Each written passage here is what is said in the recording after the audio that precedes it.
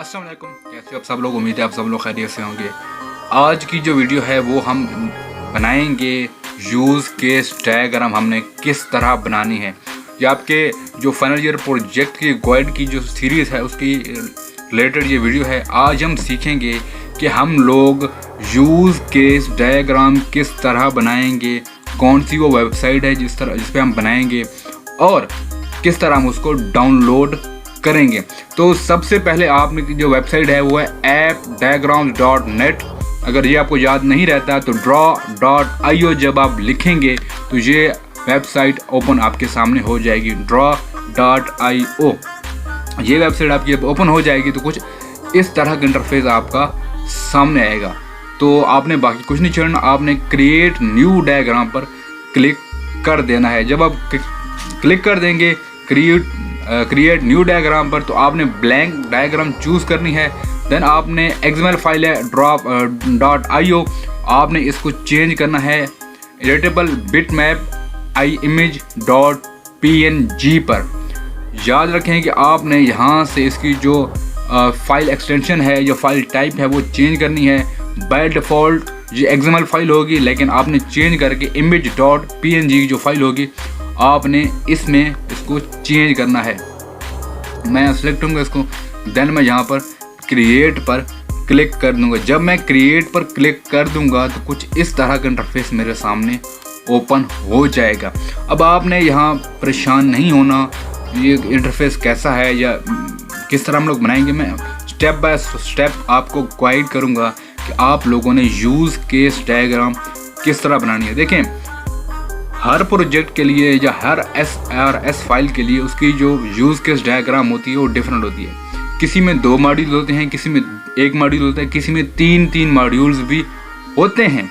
तो आपने अपनी जो रिक्वायरमेंट है उसको देखते हुए आपने ये यूज़ केस डायग्राम बनानी है।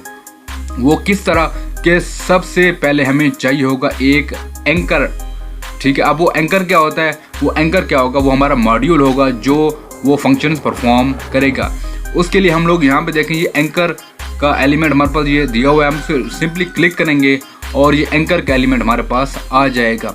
अब आप इसको रोटेट भी कर सकते हैं, इसको छोटा बड़ा भी कर सकते हैं और इसको आप मूव भी कर सकते हैं। तो मैं यहाँ पे इसको यहाँ पे लेकर आऊँगा, मूव करूँगा, इसकी मैं जो साइज़ है इतनी रहने दूँगा।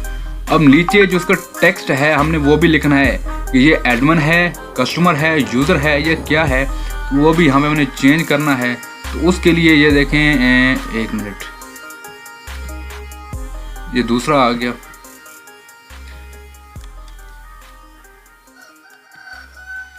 तो हमने इस एंकर को नाम देना है। मैं जूम इन करूंगा और मैं क्लिक करूंगा जो हमारा लिखा हुआ है actor, sorry not anchor, actor.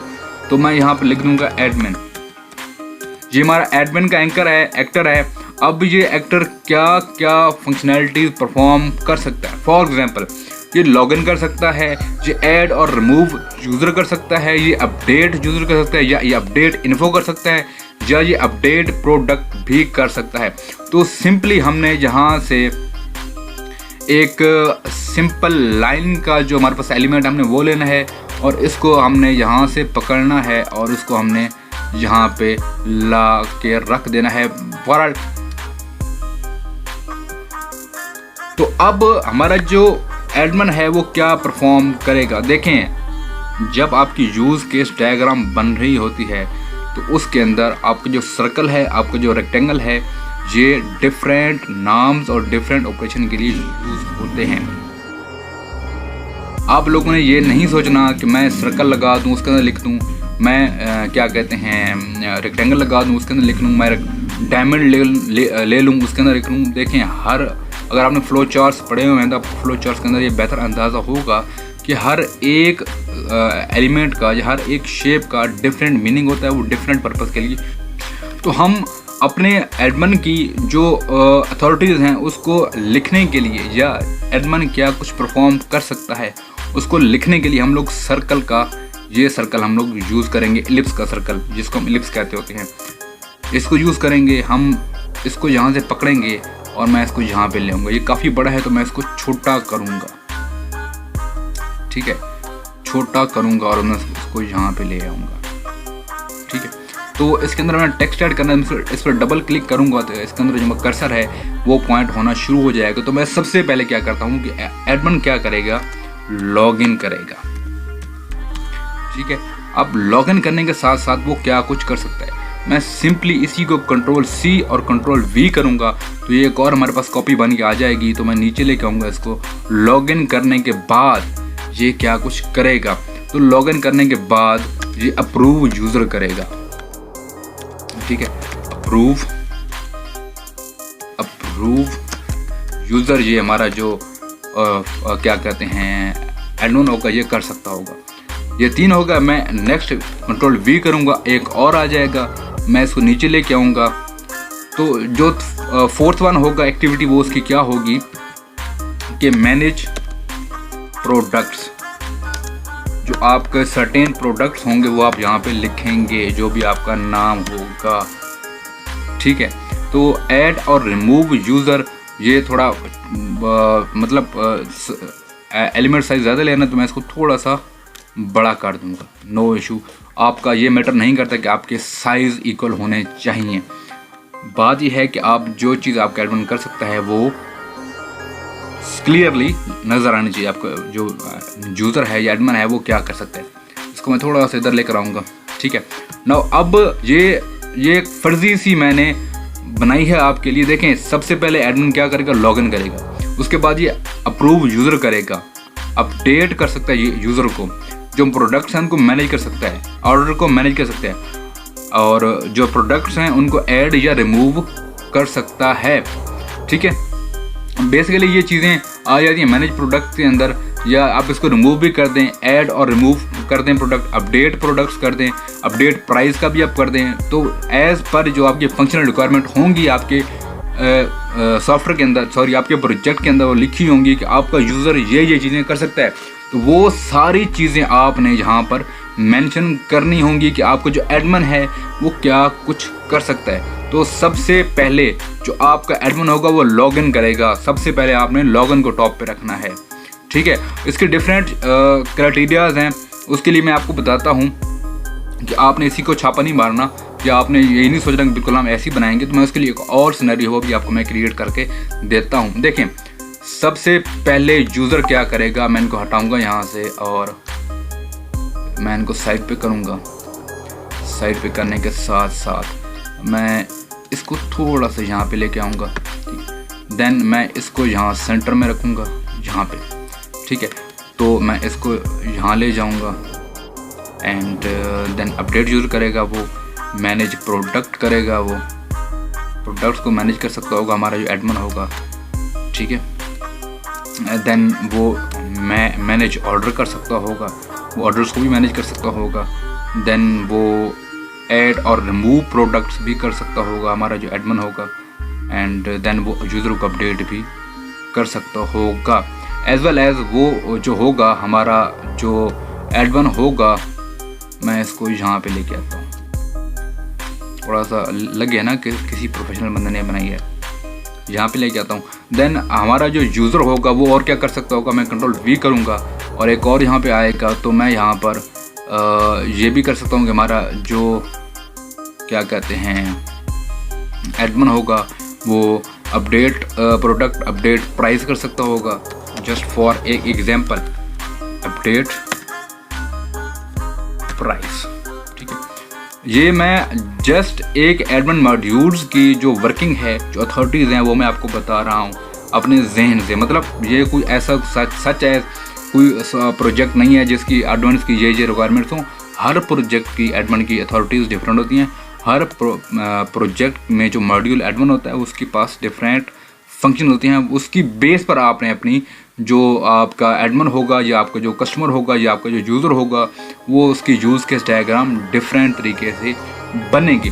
अच्छा, अब ये सारी चीज़ें तो हमने कर ली कि जो हमारा एडमिन है सबसे पहले वो लॉगिन करेगा, देन वो यूज़र को अप्रूव करेगा, प्रोडक्ट को मैनेज करेगा, ऑर्डर को मैनेज करेगा, ऐड और रिमूव प्रोडक्ट करेगा, अपडेट यूज़र करेगा एंड अपडेट प्राइस करेगा। तो अब इन सब का हमने कनेक्शन बनाना है कि ये सारे जो कनेक्शन होंगे वो हमारा एडमिन कर रहा होगा। तो उसके लिए हमने ये और लाइन एलिमेंट है, हम इसको लेंगे और इसको मैं यहाँ से पकड़ के यहाँ पे लगाऊंगा।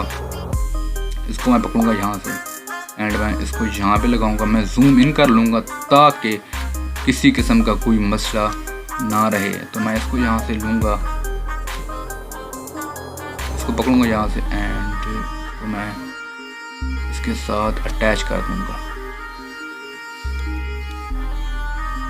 ठीक है, ये थोड़ा सा लगे ना, ये इस तरह। ठीक है, ये हमारा जो एडमिन है वो सबसे पहले क्या करेगा, थोड़ा सा इसका सीढ़ी बाहर निकलेगी तो यहाँ पे मैं इसको अंदर की तरफ करूँगा। ठीक है, जितनी आप एक अच्छी यूज केस डायग्राम बनाएंगे आपको ऑब्वियसली बात है नंबर भी वैसे ही मिलेगी। ठीक है, सबसे पहले क्या करेगा हमारा एडमिन, लॉगिन करेगा। फिर मैं इसी को कॉपी पेस्ट करूँगा आपके सामने, पकड़ा Ctrl+C एंड Ctrl+V, तो एक और हमारे पास आ गई। उसके बाद जो हमारा एडमिन होगा वो क्या करेगा, मैनेज ऑर्डर्स करेगा। ठीक है, जो हमारा एडमिन होगा वो ऑर्डर्स को मैनेज कर पाएगा। उसके बाद हमने क्या करना है, ये देखें, ये कुछ इस तरह इसकी क्या कहते हैं हमारे यूज केस डायग्राम बनेंगे। मैं फिर Ctrl+V करूँगा एंड मैं इसको यहाँ से पकड़ूँगा, बल्कि उठाऊँगा एंड मैं इसको यहाँ पे लेकर आऊँगा। इसका ये तरह पकड़ूँगा मैं, यहाँ पे इसका यहाँ लेके आऊँगा, तो ये हो जाएगा। मैं फिर इसी को कॉपी करूँगा, Ctrl+C Ctrl+V, क्योंकि मेरे जो बाकी क्या कहते हैं मैं इसको सॉरी Ctrl+C करूँगा, क्योंकि जो मेरे बाकी क्या कहते हैं प्रोडक्ट्स हैं वो बिल्कुल साथ साथ हैं, तो मुझे इतनी लाइन की ज़रूरत थी। ये हो जाएगी एंड Ctrl+V करूँगा, इसको मैं यहाँ से उठाऊँगा, ये क्लिक करूँगा एंड इसको मैं यहाँ से उठाऊँगा तो यहाँ लेकर आऊँगा। ठीक है, तो ये हमारे जो इनका अंदर जो कनेक्शन है इस्टेब्लिश हो चुका है। ठीक है, फिर मैं इसको कॉपी करूँगा, Ctrl+C Ctrl+V करूँगा एंड मैं इसको यहाँ से उठाऊँगा एंड मैं इसको यहाँ पे लेकर आऊँगा एंड इसको यहाँ से इसके साथ क्या कहते हैं, इसके साथ कनेक्ट कर दूँगा। ये तो कुछ इस तरह से हमारी ये यूज केस डायग्राम बनेगी। अब हमने एक्सक्लूड और इंक्लूड रिलेशन अगर आपका बताया हुआ हो कि आपने बताना है कि आपके जो मॉड्यूल है, जो आपका जो एक्टर है, उसका रिलेशन एक्सक्लूड होगा या इंक्लूड होगा। अगर वो रिक्वायर्ड हो तो आपने वो भी बताना है, अगर रिक्वायर्ड ना हो फिर भी आप उसको बता सकते हैं। हम यहाँ से लेंगे डॉटेड लाइन जो होती है शो करते हैं रिलेशन को, इंक्लूड को। तो हम यहाँ पे इस पे ये डॉटेड लाइन लेंगे और इसको कनेक्ट करेंगे हमारे एक्टर के साथ और हमारे लॉगिन टैब के साथ। ठीक है, तो मैं इसको थोड़ा सा ऊपर लेके जाऊँगा ताकि ये लगे कि बराबर लिखा हुआ है, मीन लाइन बराबर है। हमने डॉटेड लाइन से ये शो कर दी कि हमारा जो रिलेशन है ये इंक्लूड होगा। अगर जब तक एडमिन लॉगिन नहीं करेगा, इंक्लूड मतलब है कि उसको लाजमी लॉगिन करना पड़ेगा ये सारे काम करने के लिए। यहाँ से कहाँ गई, हम इसको यहाँ से कॉपी करेंगे।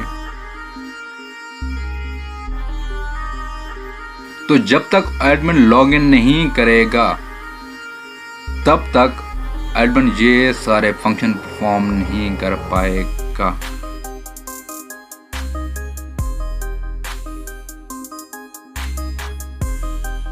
इंक्लूड का मतलब ये है कि एडमिन को लाजमी लॉगिन करने पड़ेगा ये सारे काम परफॉर्म करने के लिए। एक्सक्लूड का मतलब ये है कि जस्ट वन टाइम अगर लॉगिन करे तो ये सारे काम कर सकता है, बार बार उसको लॉगिन नहीं करना पड़ेगा। लेकिन ये हमारा इंक्लूड रिलेशन है, जब तक एडमिन लॉगिन नहीं करेगा इनटू वेबसाइट तब तक वो ये सारे काम परफॉर्म नहीं कर पाएगा। तो ये आपकी यूज केस डायग्राम है।